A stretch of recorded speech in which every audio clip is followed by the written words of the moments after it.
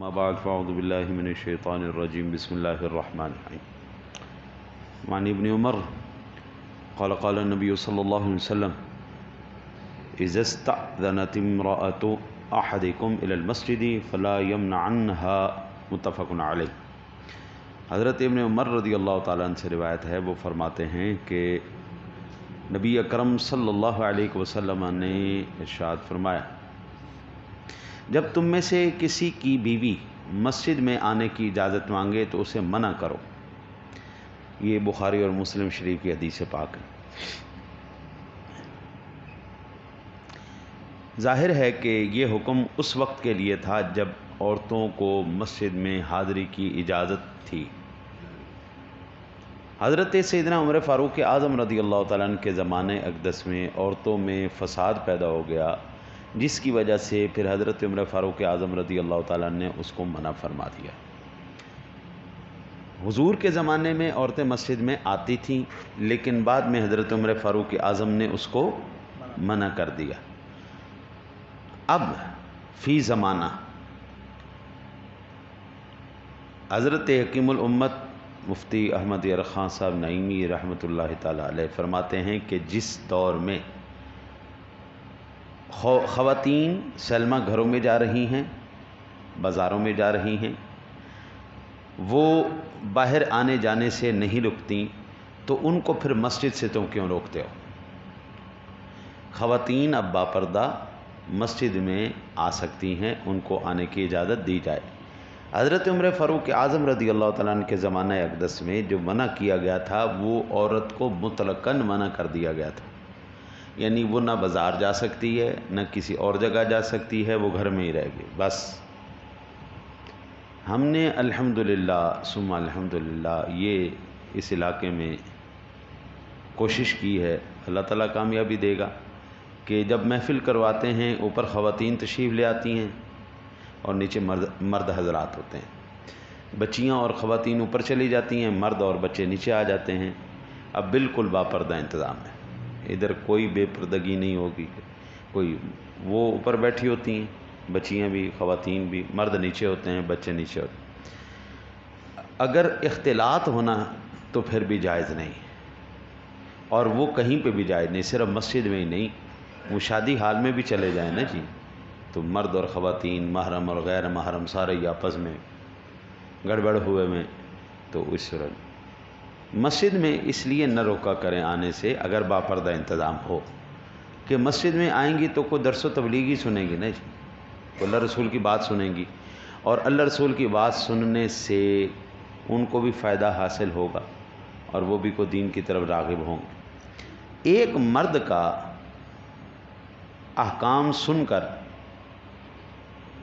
اتنا فائدہ مند نہیں ہوتا جتنا فائدہ مند ایک خاتون کا دین سمجھنا اور سننا فائدہ دیتا ہے، کیونکہ تربیت ماں نے کرنی ہے، تربیت ماں نے کرنی ہے۔ ماں جیسی تربیت کر دے گی نا ساری زندگی، ماں نمازی ہے نا جی تو اکثر بچے نمازی ہو جائیں گے،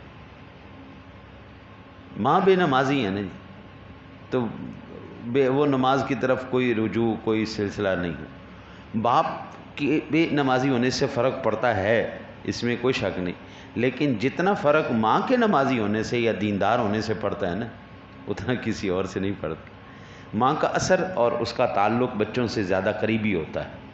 اس لیے میں اکثر عرض کرتا ہوں کہ آپ جب سنا کریں نا جی، یہاں سے جو بات آپ کو اچھی لگے وہ آپ گھر والوں سے جا کے ضرور ڈسکس کیا کریں۔ بعض مرتبہ ایسا ہوتا ہے، میں اب مسلسل دروس دیتا ہوں صبح بھی، اس ٹائم بھی، بعض مرتبہ میرے ذہن سے جو ہے معاف ہو جاتی ہے بات، لیکن میرا کوئی ساتھی مجھے بتا دیتا ہے آپ نے فلاں جگہ پہ یہ بات کی تھی، وہ فوراً حاضر ہو جاتی ہے، فوراً حاضر ہو جاتے ہیں، ہاں یہ میں نے بات کی تھی وہاں، یہ حدیث پاک ہم نے عرض کی تھی، ٹھیک ہے نا جی۔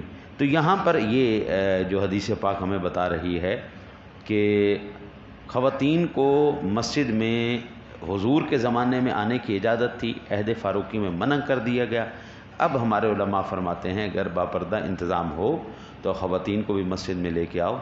اور بدعقیدہ لوگوں نے کیا کیا جی، وہ اسپیشل خواتین کے پروگرام ترتیب دے کے ان کے عقائد کو تباہ و برباد کر رہے ہیں، اور ہماری اولادیں آگے بدعقیدہ پیدا ہو رہی ہیں۔ کیا کہتے ہیں، کوا چلا ہنس کی چال، اپنی بھی بھول گیا۔ ہم چلے کسی کے عقیدے پہ، اپنا عقیدہ بھی بھول گئے۔ وہ پھر جو آدمی نیا نیا پنجابی شخص اردو بولنے کی کوشش کرے نا جی، تو طبیعت میں تو پنجابی ہے، تو وہ بیچارہ کوشش وہ کر رہا ہے، تو وہ پھر اردو بھی نہیں بول سکتا، پنجابی بھی نہیں بول سکتا۔ بچہ کہتا ہے اوے تو کل کیوں نہیں آیا؟ استاد نے پوچھا، کہتا ہے مجھے کتا نے واڑ لیا تھا۔ جی مینو کتے نے کاٹ لیا سی، سیدھی طرح مجھے کتا نے واڑ لیا تھا۔ اب نہ اردو بول رہے ہیں نہ پنجابی بول رہے ہیں، بچے بھی پروگرام۔ تو یہ جو ایک طرف صحیح ہو ایک طرف خراب ہو جائے تو بات گڑبڑ ہو جاتی ہے، وہ پھر کتا واڑ جاتا ہے، نہ پھر وہ ادھر کے رہتے ہیں نہ وہ ادھر کے رہتے ہیں۔ وہ کوا چلا ہنس کی چال، اپنی بھی بھول گیا، نہ پنجابی آتی ہے۔ خدا کی قسم میں پنجابی ہوں اور مجھے پنجابی ہونے پہ فخر ہے، مجھے کوئی آر نہیں ہے۔ میں گھر میں پنجابی بولتا ہوں، پنجابی بولتا ہوں، مجھے کوئی اس میں میری مادری زبان ہے، مجھے اپنی مادری زبان پر شرم آنی چاہیے۔ بڑی عجیب بات ہے، مجھے اپنی مادری زبان پر شرم نہیں آتی۔ مجھے کوئی میرے علاقے کا ملے یا پنجابی بولتا ملے، مجھے تو انتہائی مسرت ہوتی ہے کہ الحمدللہ یہ میرے علاقے کا ہے، میری زبان ہے، میرا کلچر ہے۔ مجھے اپنے کلچر میں کوئی جو ہے وہ آر محسوس نہیں ہوتی۔ اپنے کلچر کو آر محسوس نہ کیا کر۔ الحمدللہ ہمیں فخر ہے اللہ اور اس کے رسول پر، ہمیں فخر ہے اسلام پر، ہمیں فخر ہے اپنے کلچر کے اوپر۔ اللہ سے دعا ہے اللہ آپ کو مجھے عمل کی توفیق عطا فرمائے۔